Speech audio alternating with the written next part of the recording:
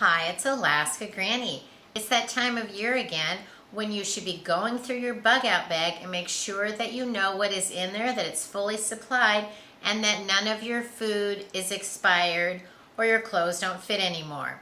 Today I'm going through the food in my bug out bag, and I thought I would share with you the types of things that I put in my bug out bag in the event that I ever had to grab and go.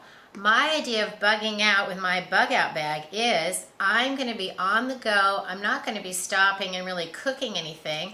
I want food that I can reach in and eat.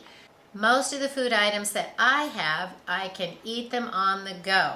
There are a few things that I have should I have the opportunity to stop and prepare something, but that is never an essential part of my bug out bag food planning. In a real emergency, you probably will feel the same way. Here's an overview of the food items that I packed in my bug out bag. I want to be able to just grab and go, be on the trail, whatever the circumstances are. I don't have to stop, build a fire, set up a stove, draw attention to myself trying to cook something along the side of the road. I have some simple beverage ideas. I have tea bags, cocoa mix, and powdered drink flavors so that I can add them to any water to help enhance the flavor. The water doesn't have to be hot, but if I'm able to heat it up, some of these will certainly be more enjoyable. Grab and go items like raisins, a scoop of peanut butter, Cliff bars, granola bars, and fruit snacks. Each of these you can reach in your pouch, grab one out, and eat it as you're underway.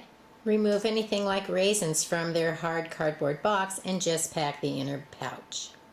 Look for single-serve pouches of different kinds of tuna, salmon, and other kinds of meats. They're easy to tear open and eat right out of the pouch.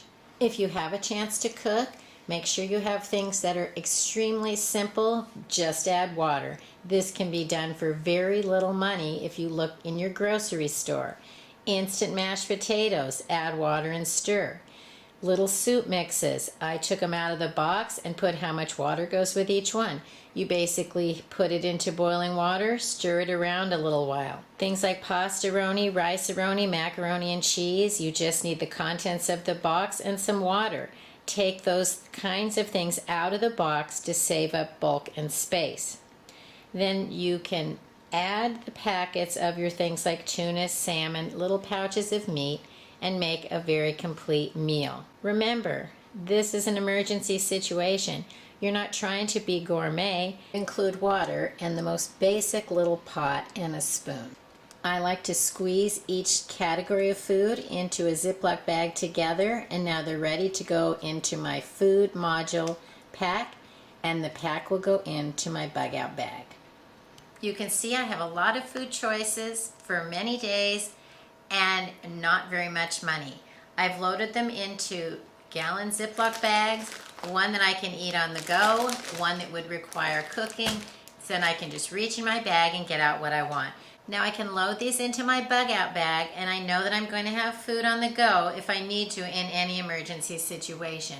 I made sure that these foods all have a similar expiration date, so I don't need to worry about checking on this until a certain date in the future. Please make sure that you are preparing for an unknown future. Bad things come to everyone. We never know when, so make sure you're preparing so that you and your family will always be okay. Learn more at alaskagranny.com. Please subscribe to the Alaska Granny channel.